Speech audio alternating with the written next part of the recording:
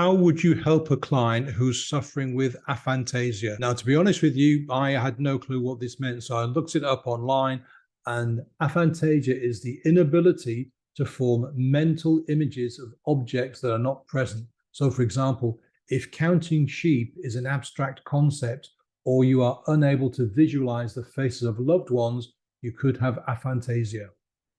So if that client is coming to you with a problem, say they want to quit smoking, for example, then we use everything that we would normally use. We don't, as ACH practitioners, we don't use visualization. We don't use the imagination in that sense. And if we use metaphor, if the client comes up with a metaphor, we work within that metaphor. So whatever sense or thoughts or feelings that the client uses to replace that inability to form pictures in their minds, your client who has aphantasia will compensate in a different way. And it's your job to figure out what that is. Is it auditory? Is it that they use a lot of feelings? That they share a lot of stories, a lot of metaphors? Doesn't matter what they do, but you work with what the client gives you. So in a sense, working with a client who has aphantasia and comes to you with a separate issue is no different from working with any other client.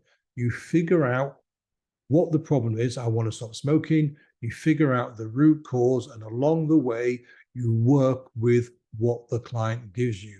So if it's metaphors, if it's stories, if it's short phrases, you work with that.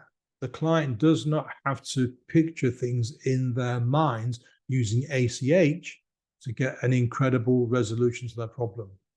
Maybe with traditional kinds of therapy where you're reading them as scripts and you've got them down there in the relaxation, the deepness, and from the script it says, picture yourself walking along a beautiful beach. Well, that client's not going to work for that client. Or walking through a forest or walking along a mountainside. Those kind of imagery type scripts are just not going to work for your client. So this is another reason why you should ditch the scripts and work with your client directly by having a conversation, by using advanced conversational hypnosis. And then you don't need the imagery. You don't need the imagination. Thanks for watching. I'll see you on the next one. Bye now.